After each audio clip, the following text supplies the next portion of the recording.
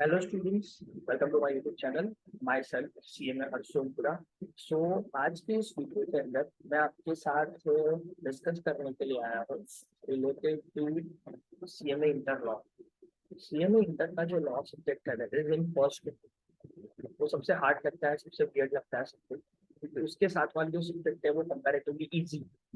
तो CMA inter में law subject में आप कैसे इजीली स्कोर कर सकते हो, कैसे इजीली मार्क्स गेन कर सकते हो और पास हो सकते हो उसके अंदर भी, उसके लिए मैं आपको इजी स्ट्रेटेजी लेके आया हूँ। स्ट्रेटेजी को अगर आप फॉलो करोगे तो 110% मैं आपको गारंटी देता हूँ कि आप अच्छे से स्कोर कर पाओगे।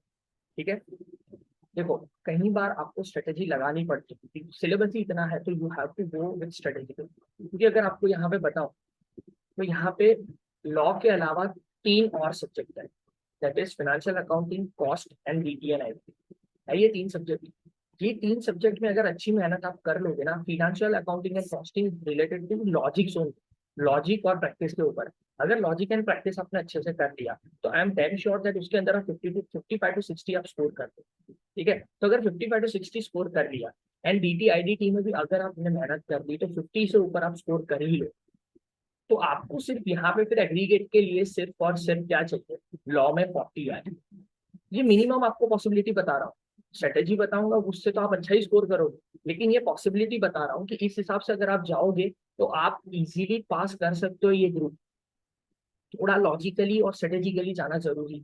ठीक है, तो दूसरे 3 सब्जेक्ट ऐसे हैं जो आपको कवर अप करने के लिए, एग्रीगेट लेने के लिए बहुत हेल्प कर सकते हैं।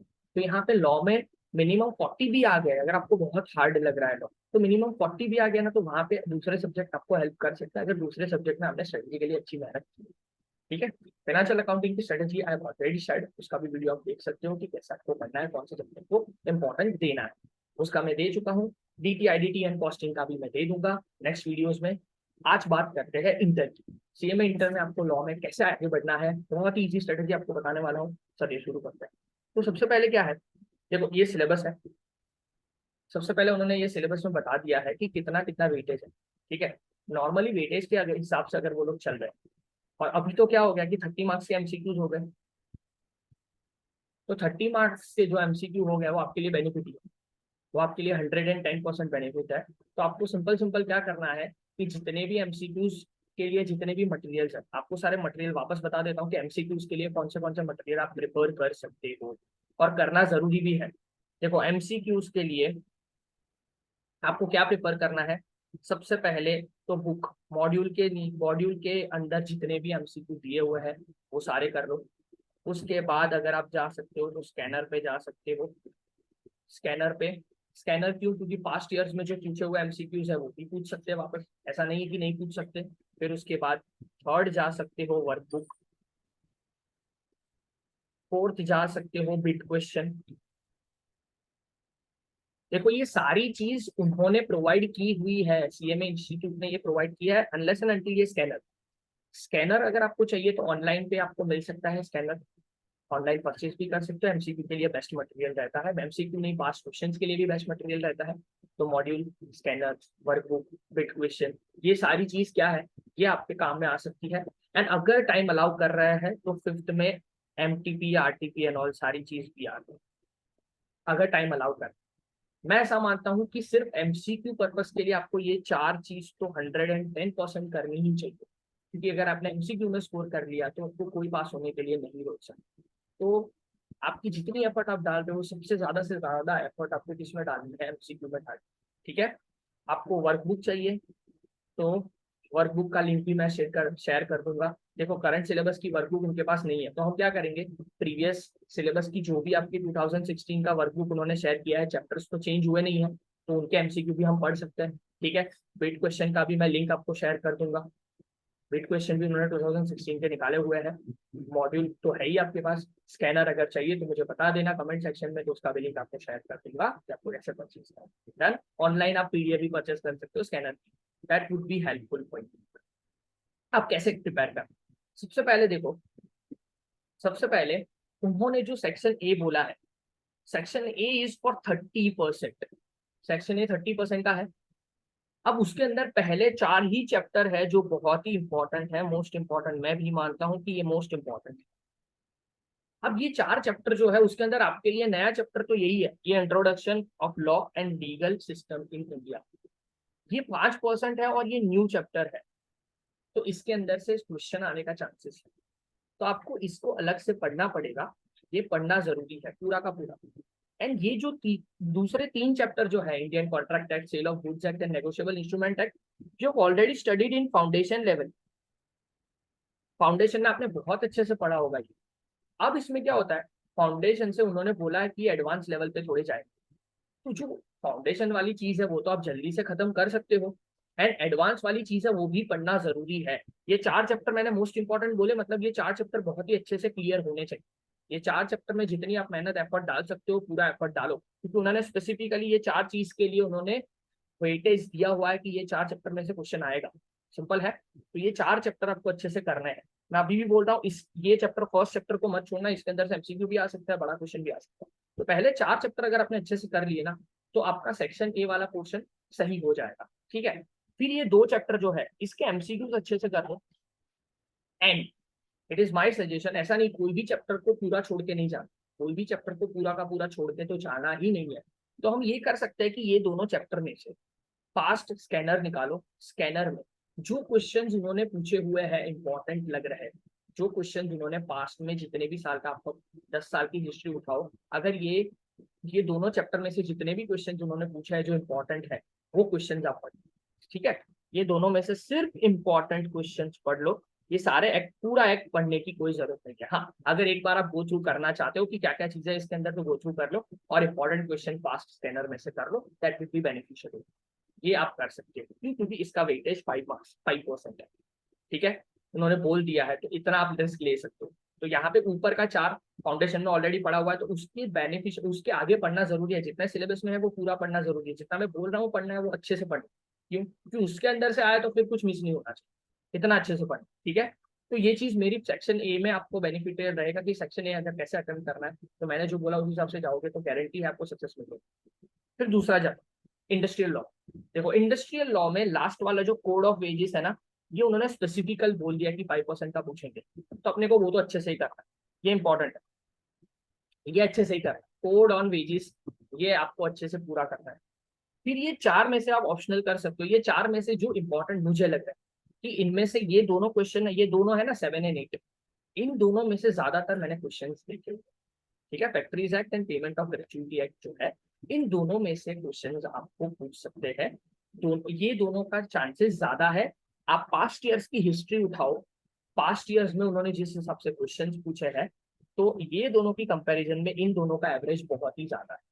ऑन एन एवरेज जो क्वेश्चन पूछते हैं, तो ये दोनों चैप्टर का एवरेज बहुत ही ज्यादा है, ठीक है।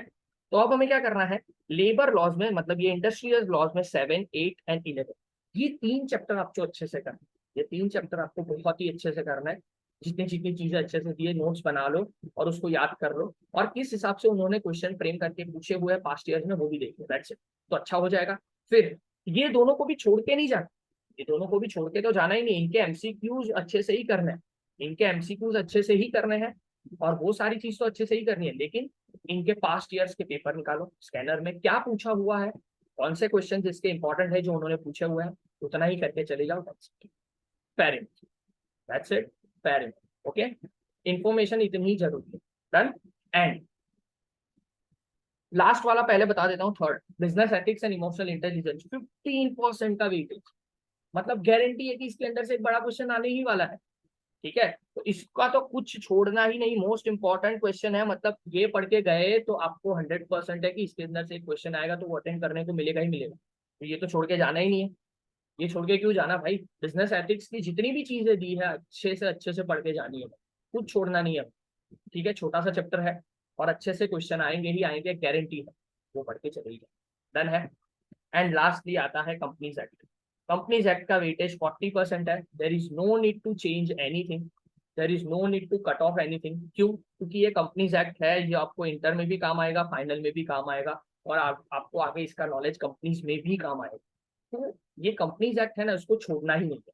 मैं मानता हूँ कंपनीज एक्ट में जो जो इंपॉर्टेंट वाली चीज है वो डायरेक्टर है, डायरेक्टर्स वाले जो सेक्शन है वो बहुत इंपॉर्टेंट है, डायरेक्टर्स वाले जितने भी सेक्शन है वो इंपॉर्टेंट है।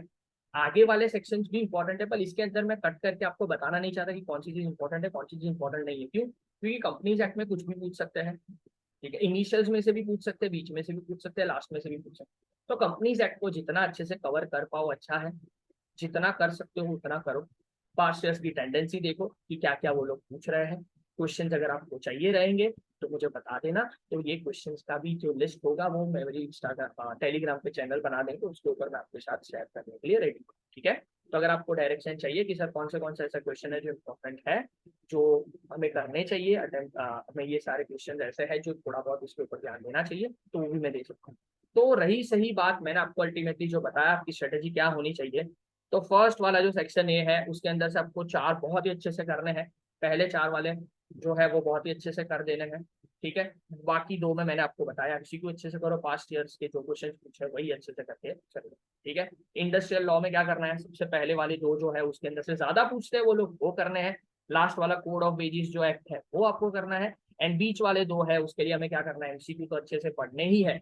एंड उसके बाद उसका जो मोस्ट इंपॉर्टेंट क्वेश्चन जो उन्होंने पूछे हैं, कौन सी टेंडेंसी है वो पूछे है। एंड बिजनेस एथिक्स, पहले सबसे पहले बिजनेस एथिक्स उठा लो, वो बहुत ही अच्छे से रट लो, एकदम अच्छे से रट लो। उसका क्वेश्चन आएगा ही आएगा, मतलब वो क्वेश्चन तो अपने ऑटो अटेंड करना ही है, ठीक है। तो रही सही बात ये कंपनीज एक्ट में हमें कुछ नहीं छोड़ना, ठीक है। कंपनीज एक्ट में हमें कुछ नहीं छोड़ना है, सारा अच्छे से पढ़ना है। 40% है और आपको आगे भी काम आएगा, कंपनीज में भी काम आएगा। तो मैं ऐसा मानता हूँ कि if you are a professional person you should know companies act very well. तो उसी की वजह से आपको बोल रहा हूँ कि कंपनी से आपको अच्छे से करना है, तो उसके जो भी क्वेश्चन आए आप अटेंड कर पाओ। डायरेक्टर्स वाले क्वेश्चन ज्यादा पूछते हैं, पर ऐसा नहीं बोलूंगा कि बीच वाले क्वेश्चन नहीं पूछते, बहुत सारी चीजें हैं बीच में, बोनस के रिलेटेड है, प्रेफरेंशियल्स के रिलेटेड है, प्रोस्पेक्टस के रिलेटेड है, बहुत सारे क्वेश्चन, बहुत सारी चीजें हैं, डिबेंचर्स के रिलेटेड है। सारे सेक्शन जो 122 तक आपको सेक्शन है, तो जितने भी सेक्शन है, जितनी भी चीजें हैं, कन्वर्जन के रिलेटेड है, 1% कंपनी के रिलेटेड है, सारी चीजें आपको अच्छे से पढ़नी है, क्योंकि यही तो है। रही सही बात आपको नई चीज क्या पढ़नी है इसके अंदर, तो इंडस्ट्रियल लॉ में ये 3 एक्ट जो छोटे छोटे इतने ज्यादा बड़े नहीं है, और ये कंपनीज एक्ट, ये एथिक्स भी इतना बड़ा नहीं है, तो इतनी चीज तो आप लॉ के लिए दे ही सकते हो अगर आपका नॉलेज आपका बढ़ता है, ठीक है। तो ये आपकी स्ट्रेटेजी मैं मानता हूँ कि बेस्ट स्ट्रेटेजी रहेगी for law, for attempting law subject. I am damn sure अगर ये स्ट्रेटेजी के साथ जाओगे तो आप खुश रहोगे, एग्जामिनेशन अटेम्प्ट करके आओगे, आपको अच्छा लगेगा कि हाँ। लेकिन लास्ट में एक डिस्क्लेमर तो मैं दे ही देता हूँ, जो उन्होंने परसेंटेज दिए है उसके हिसाब से मैंने ये स्ट्रेटेजी बताई, कुछ अगर वो परसेंटेज में चेंज करते हैं तो अपने हिसाब से वो फिर पेपर में चेंज हो जाएगा, ठीक है। लेकिन परसेंटेज के हिसाब से this is the best strategy. फिर ही अगर कुछ भी ऊपर नीचे हुआ तो I am at least that sure कि आप पास होने तक तो गारंटी पेपर अटेंड कर लोगे अगर ये स्ट्रेटेजी लिखते जाओगे तो, ठीक है। एमसीक्यूज तो हमें सारे चैप्टर के अच्छे से ही कर डन। आई होप सो आप ये स्ट्रेटेजी फॉलो करोगे, आपको बहुत अच्छी लगी होगी ये स्ट्रेटेजी। अगर आपको फिर भी ऐसा लगा हो कि कोई क्वेश्चन चाहिए, कुछ डायरेक्शन चाहिए, तो कमेंट सेक्शन में आप बता सकते हो, ठीक है। And again it's a request, अगर आपको ये वीडियो अच्छा लगा कि हाँ ये डायरेक्शन अच्छा था, तो please do like share and subscribe with your other law students जो लॉ के एग्जाम के लिए प्रिपेयर कर रहे हो और उनको डायरेक्शन चाहिए, तो उनके साथ शेयर करो। एंड जितना हो सके उतना सपोर्ट करो, ठीक है। I keep providing you this kind of strategy. Thank you so much.